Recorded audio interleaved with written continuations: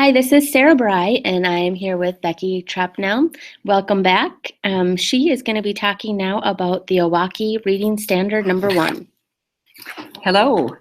On the bottom of the screen, you see October 13th, 2015. That's not a mistake. It was in the fall of 15 that a group of teachers, and actually it's nearly a teacher from every elementary school across the district, we gathered to study and prepare for the rollout of the Common Core reading standards. And what these teachers tried to do was to create a presentation that would build your background in a simplified but explicit fashion, so that every K-5 teacher would possess the common language and the common understandings around the Common Core reading standards. So here we are. Gretchen Owocki is the resource that we're going to be using, and when you go online, you find that people across the United States have used her to learn the Common Core reading and the Common Core writing standards. So she is a content expert, but even more, I think she's known for differentiation. And what people have appreciated about her is she doesn't write in a real theoretical or philosophical way, but she's popular as a practitioner's guide, particularly to help teachers differentiate instruction around the Common Core standards.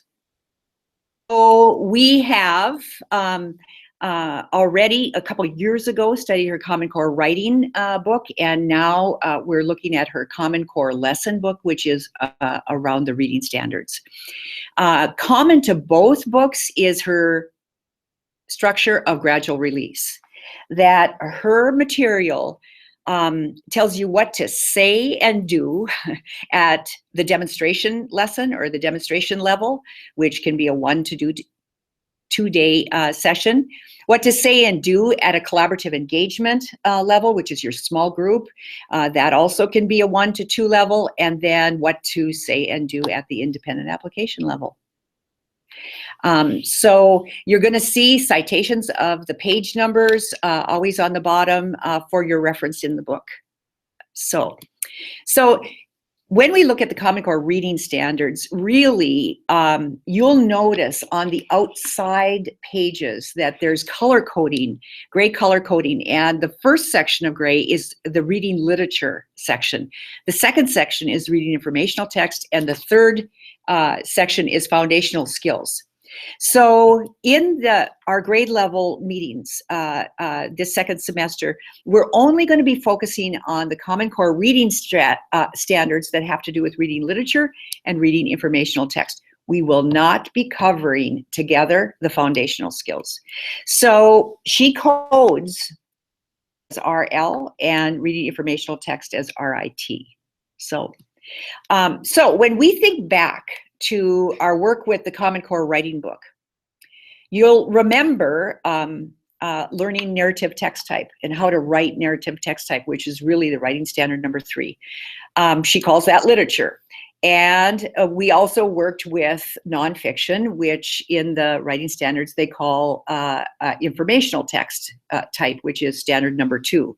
So we learned about narrative text type, informational text type, and the genres that we could write in each of those text types.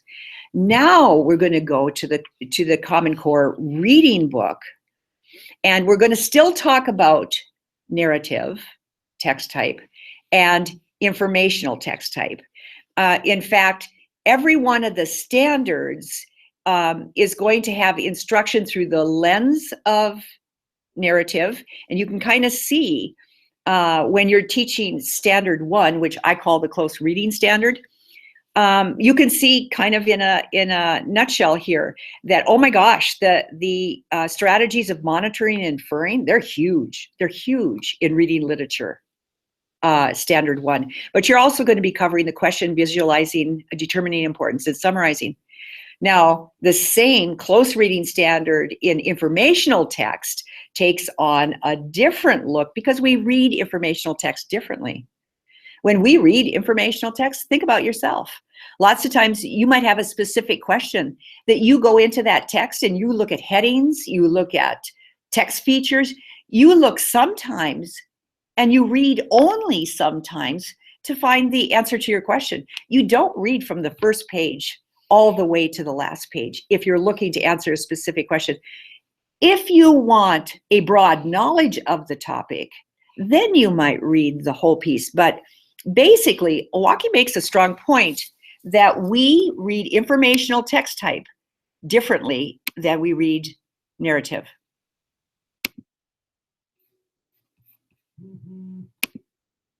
That was interesting, wasn't it? Okay, so I want to forward this.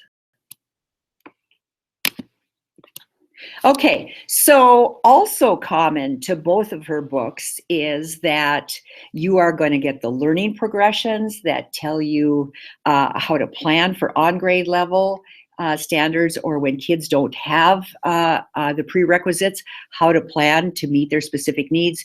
She gives you strategy, she gives you prompts for the teacher, prompts for the small group work. She gives you graphic organizers, and she gives you activities. She is a sweet practitioner's guide to teaching the Common Core standards.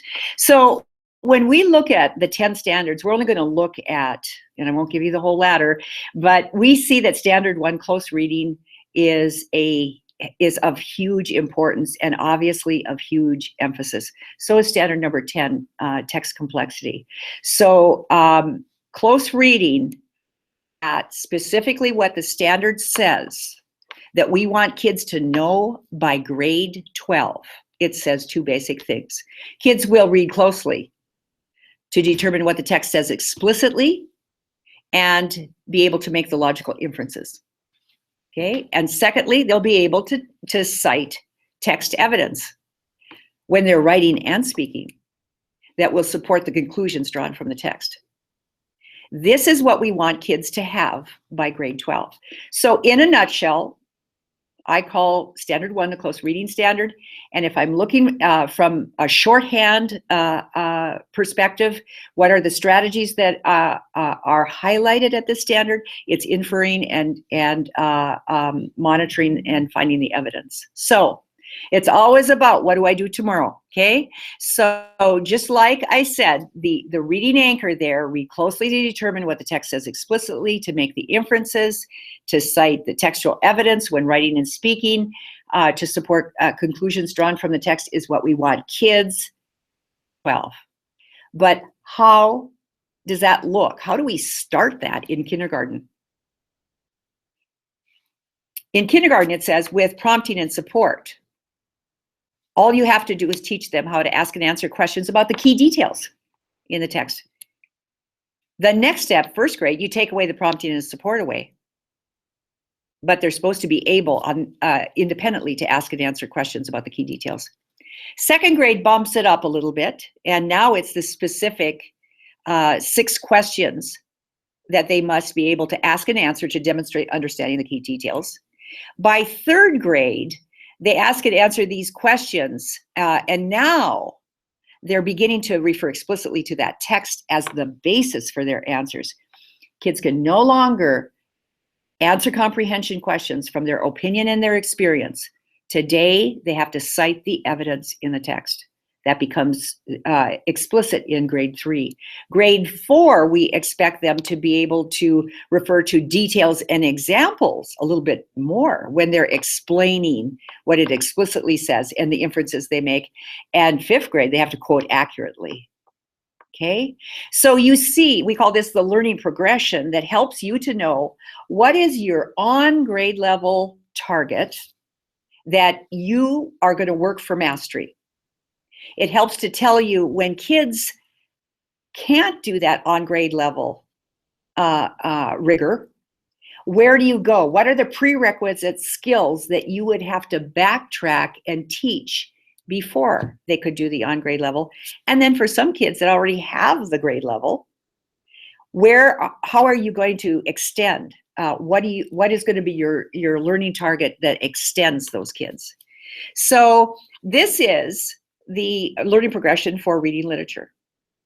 The beautiful thing about Standard 1, which makes it very easy, is that This second one, reading for informational text, look at the progression from K to 5 is exactly the same if you're talking literature and informational text. That is so sweet because it makes it a successful entry for teachers to feel like, yep, I am teaching what I'm supposed to be teaching, and I don't have to worry how it varies from teaching literature to teaching informational text. I have to tell you, it is the only standard that teaching literature and teaching informational, the learning progression is the same at each grade level. So when we compare them, we see that they are identical at each grade level. And if I had to say what is one of the central pieces of Owocki to help you to differentiate instruction, it would be these learning progressions, because it helps you to meet the needs of all your students in your classroom. Okay? So ultimately, this is our goal. And we're going to be working on this when you come into your grade level meeting next week in the first week of February. We're going to be, you will choose, do you want to create instruction on standard 1 on grade level? And if it's on grade level, that would be your whole group instruction. If you're going to be teaching below grade level or above grade level, that would be obviously in your small guided group. Okay, so here we are. We see standard 1, and we know instruction starts at that demonstration lesson. What are you going to demonstrate explicitly? So let's go on the literature side first and look at what does explicit instruction in the demonstration look like for reading literature. Okay, she says that the strategies that you're gonna highlight is gonna be monitoring. Jan Richardson would call this self-monitoring. She has an intensive lesson plan for kids that need monitoring. These would be the kids that they can word call pretty good, but their ability to recall is rather incomplete. They really don't have all the text key ideas and details. And this is in reading literature. Monitoring is also highlighted in reading informational text as coded in the corner. So kids that, they have set out a purpose to read, these are the kids that they're not able to answer that question. They're not able to meet their purpose, and they show a partial understanding as demonstrated by retelling, conversation, and answering questions, comprehension questions. The second highlighted strategy in close reading literature is inferring. And this is for kids that really their understanding reflects very low-level thinking, and they have little interpretation beyond what's on the page for reading informational and for reading literature and for reading informational text. So here we are. Let's see how Owocki guides us in this gradual release from demonstration to collaborative engagement to independent application. So this is what I want you to watch, is you're going to see for the demonstration level, here are the prompts. She's got the prompts identified for you at every level, the prompts and the matching graphic organizers.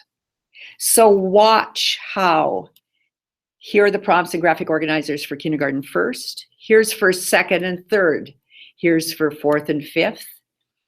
If you have some kids that need deeper, intensive instruction in monitoring, here's the guide on page 10, and for inferring on page 11. Now we go from the demonstration level up to what a kid's going to do in small group, in collaborative engagement. Here are the activities that she has outlined, and watch the grade levels and the graphic organizers that appear. So here is your reading literature. It's the collaborative engagement part of your gradual release, grade 2, 3, and in the corner, your graphic organizer. Here's 4, 5, and here's the last part. You've moved from the focus lesson to the collaborative engagement, now to the independent application. And here for reading literature are your choices of activities that you can do. She does not have grade level suggestions on the independent applications, but you will very quickly pick up that the first ones that she writes about are easier, and they get progressively more difficult. Okay, so let's now move from reading literature, RL, to reading informational text on this side, the yellow side. And again, just remembering, we read informational text for different purposes. Sometimes to get broad knowledge of a topic, sometimes to answer specific questions. Sometimes you're looking for the sections that's just going to tell you how to do it. So here we're going to start again with the demonstration phase of gradual release and move to collaborative engagement and then to independent application for reading informational text. Here we go. Here's her prompts and her graphic organizers for kindergarten 1. In your demonstration, here's grade 2, 3, grade 4, 5. Here's your intensifying the strategy of self-monitoring for reading informational text on page 161. And your in-depth teaching of inferring on 162. You'd only do this intensified instruction with the small group of kids that specifically need it. If you have 80% of your kids that already are great self-monitors, you're not going to teach this. You're not going to reteach it because they know it. You're going to teach it only to the kids that don't have it. Okay? So now we're moving from the demonstration to what are kids going to do in small group. Here are her activities at each grade level and the graphic organizers that go with it. And we end with the looking at the independent applications, and you can see on the left are the independent applications for reading literature. On the right, it's reading informational text. You can see that some of them are absolutely identical. Stop and chat is the same procedure if you use literature or informational text, but number 1 sentence, number 1 word, those would be strategies specific to informational text type. So that's Owocki Standard 1 in a nutshell, as she helps us to make today's readers who need to read critically more complex text with greater proficiency and increased independence. Thank you, Becky. In essence, you've kind of made it so we don't have to read the entire book. That's the idea. Kind of our own little Cliff's Notes. Yep. So now we can use the book as a resource, and don't forget to bring the resources with you from Becky's email to the grade level meetings, and we look forward to seeing you next week and the week after.